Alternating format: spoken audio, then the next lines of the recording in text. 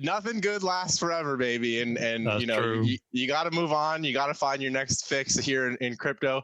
So let's hop into our next topic here and kind of talking along another aspect of what we should be looking for from development companies creating Web3 games. We're going to be taking a look here at a story coming from one of a game we've talked about and shared here on the channel, and a fellow IMX game to Illuvium, Guild of Guardians here, who recently announced that they're going to be delaying their launch quite some time back into next year, when it was, you know, going to be coming up here pretty soon.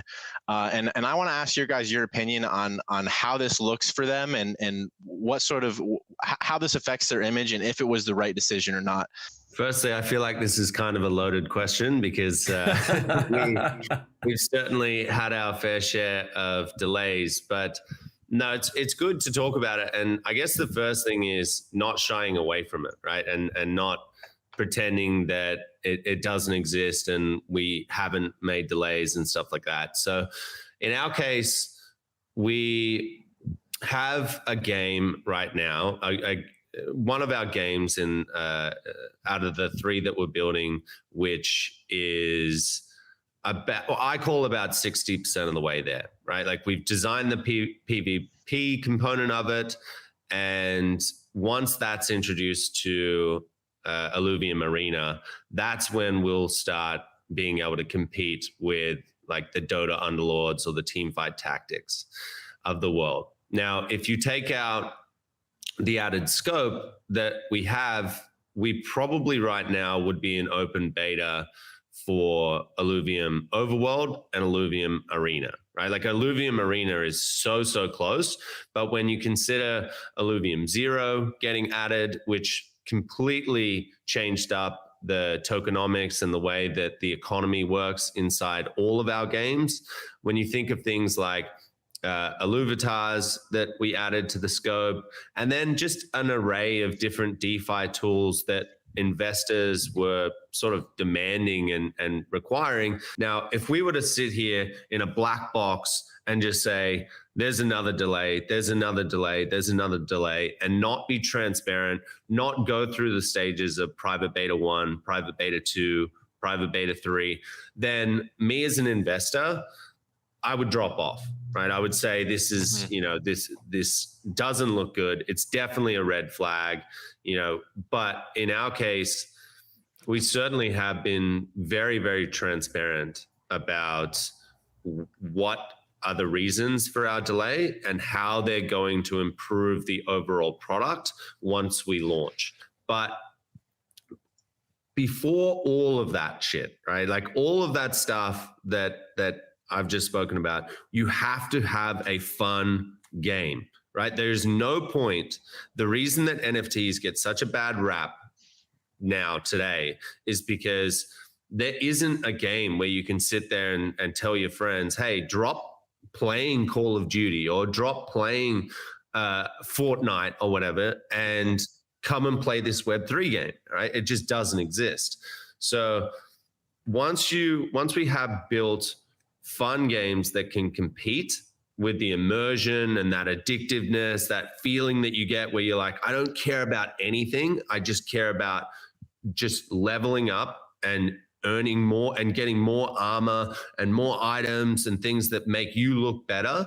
Until that point, I don't think anyone should release a game, right, in Web3, because all you're doing is fucking us even harder in the eyes of mainstream gamers. So I know that's a long-winded way to get back to Guild of Guardians, but I think as long as they are doing it for good reasons, and I know they have a big team over there. I know they have the right idea in terms of what they're trying to do on a mobile game and who they're trying to compete with. So I think it is a good idea in this case.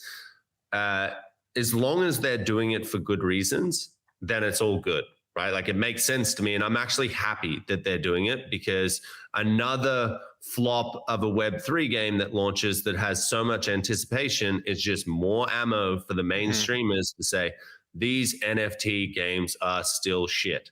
Yeah, so it goes back to what Kieran was saying about transparency. So as long as you don't do it in a way that you just delay and give people reason to leave. Like if you can give valid reason as to why things need to be delayed and prove that to a degree. Obviously, you can't spend your life just proving things to people outside of the reasoning. But I think that, again, going back to what Kieran says, you've got one crack at the whip for a release.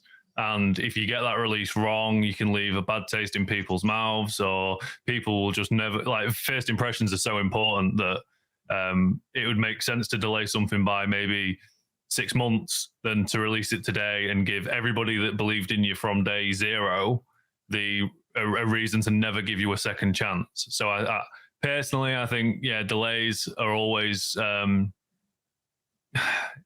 subjective. However, my argument would be, don't give dates in the first place.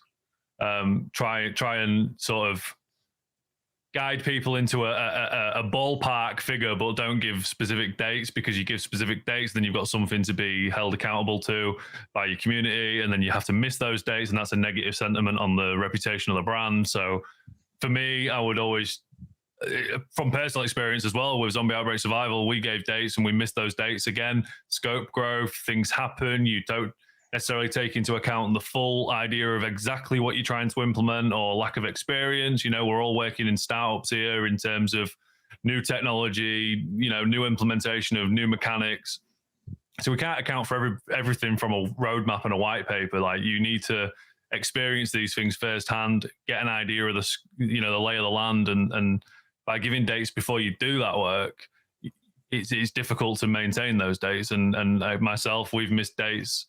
Kieran's obviously expressed missing dates, and it is one of those things. But it's how you can then, once you know you're going to miss that date, give prior warning to the community that you're going to miss that date, and for what reason is that going to happen. We're seeing it on Wax a lot at the moment, where people are saying, "Oh yeah, this isn't coming out today," and missing key dates that they've put out. And it all points towards the market's not in the position that they want it to be in to do more sales. Like, it's not pointing towards we haven't developed, or we're pausing this for development reason. It all seems to currently be centered around the fact that, we was going to launch and also do a $200,000 sale. We know we're not going to be able to do a $200,000 sale in this market, so we're going to delay the launch. And that's what leaves a bad taste in people's mouths. But appreciate all y'all. And another announcement, around the Metaverse next Monday. We're going to be taking we're going to be taking Halloween off, but you can tune in. Well, not tune in, but keep an eye out for some crazy content coming from Stash on all the kookiness and scary horrors that are going to be coming out from his Halloween, haunted house setup they've got going. And hope y'all have a good rest of the week. But this has been it for Around the Metaverse. We out. Cheers.